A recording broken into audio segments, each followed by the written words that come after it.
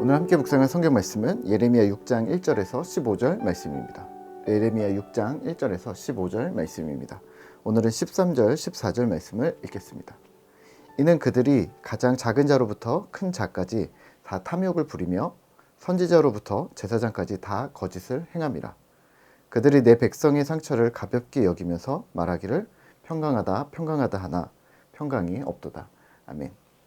오늘 함께 생각할 주제는 진실 왜곡입니다.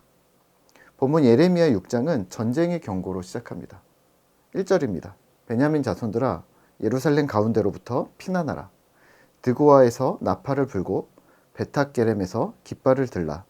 재앙과 큰 파멸이 북방에서 엿보아 오미니라. 아멘.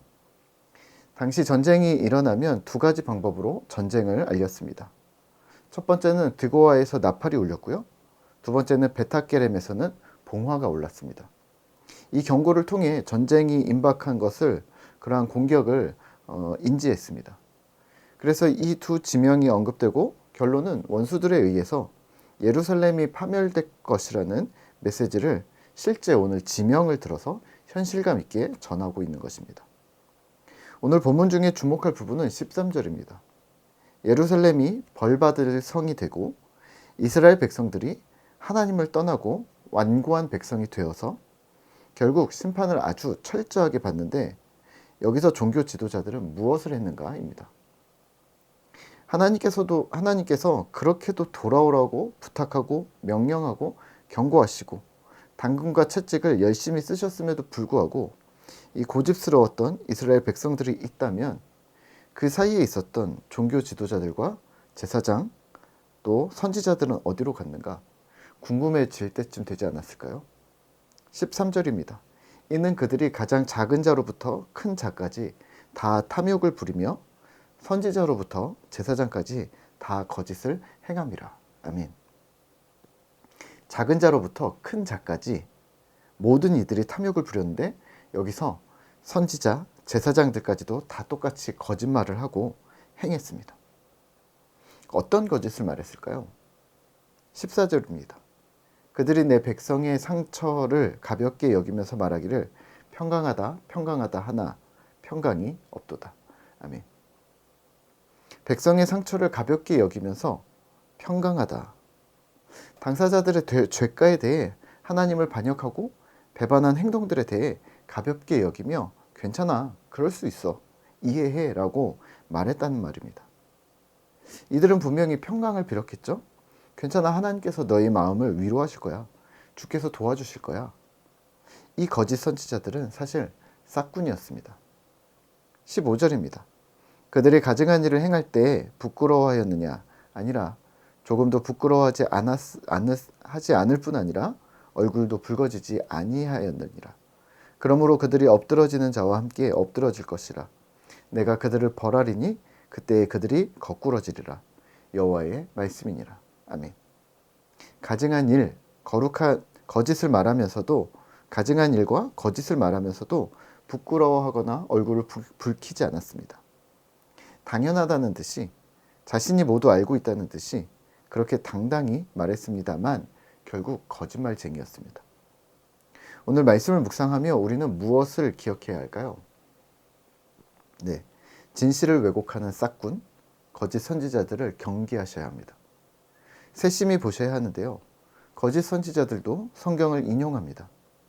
거짓 선지자들도 하나님의 말씀을 받은 적이 있을 수 있습니다. 거짓 선지자들도 맞는 말을 할 때가 있을 겁니다. 하지만 목적이 다릅니다. 예전에 모범택시라는 드라마에서 시골에 가서 어르신들에게 사기를 치는 일당에 대한 이야기가 나온 적이 있습니다. 시골의 적적한 어르신들에게 다가가서 마을 잔치를 열어주고 아들처럼 행동하고 신뢰를 얻은 후에 신분증이나 통장 등을 도용해서 사기 행각을 벌인 사람들이 있었습니다. 당연히 주인공이 모두 응징했습니다. 오늘날의 현실에서는요, 이 거짓 선지자들을 가려내는 일은 쉽지 않습니다. 하지만 어쩌면 더욱 명확할 수도 있습니다. 성경이 기준이 되는 것이죠. 현실이 기준이 아니라 성경이 기준이라는 말입니다. 아무리 현상이 어떻고 현실이 어떻다 하더라도 하나님의 말씀인 성경이 기준이 되어 사리사욕을 채우거나 탐욕을 부르는 일이 없어야 하는 것이죠. 오늘 이스라엘이 탐욕 때문에 그렇게 되었거든요. 그렇다면 탐욕은 몇 가지로 세분화해서 볼 수 있습니다. 첫째는 개인의 탐욕입니다. 사리사욕을 채우는 거짓 지도자들을 이미 우리가 주변에서 많이 보았기 때문에 이는 더 설명할 필요는 없을 듯합니다. 두 번째는 조직의 탐욕입니다. 교회 공동체가 경직된 조직이 되고 그런 조직은 인격체처럼 더 가지려고 소유하려는 탐욕을 부릴 때가 있습니다.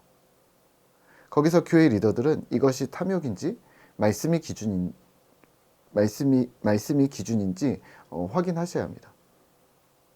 소유를 위한 것인가? 세움을 위한 것인가? 이러한 사안은 아무리 포장해도 숨길 수 없습니다. 결국은 무언가 남게 되거든요. 또 셋째는 과연 물질적인 탐욕만 탐욕인가입니다.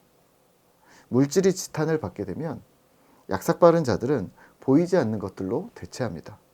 명예나 일신의 안락이나 혹은 게으름이 포함된 방임이나 배임과 같은 현상이 나타납니다. 그냥 하는 거죠. 대충 하는 거죠.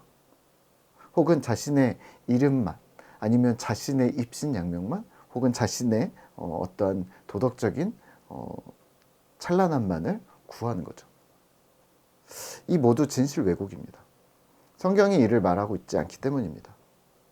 이 시대에 시급히 필요한 하나님의 메시지가 있는데 오늘 예레미야 경우에는 배역함과 심판, 전쟁이라는 이 시급한 메시지가 있는데 이 메시지에 대해 거짓 선지자들은 그게 중요하지 않다고 말합니다. 그런 일이 일어나지 않을 것이라고 진실을 왜곡해 버립니다. 왜요? 자신의 이름이 찬란하게 빛나야 하거든요. 오늘 2023년을 살아가는 한국교회도 마찬가지입니다. 지금 이 시대에 시급히 요구되는 하나님의 메시지가 있을까요? 네, 당연히 있습니다. 물론 3000년 전 이스라엘과 같은 전쟁은 아니겠죠. 이 시대에 요구되는 사안은 복음의 흘러감, 진실된 신앙 공동체를 꾸리는 것, 혹은 편협한 은사주의나 성경 문자주의에 빠진 신앙의 균형을 맞추는 것, 그리고 개인과 가족과 다음 세대들의 신앙을 전수하고 또 성장시키는 것, 또 교회 공동체의 올바른 예배의 시행 등이 그러할 텐데요. 이 메시지들을 왜곡하여 괜찮다 하거나 또는 반대로 불안을 조성하는 자들을 경계하셔야 합니다. 오늘 하루 말씀과 우리 삶을 돌아보면서 진실과 왜곡의 경계에서 말씀이 기준이 되어 바른 판단을 내리는 그러한 신실한 신자 되시기를 기도하겠습니다.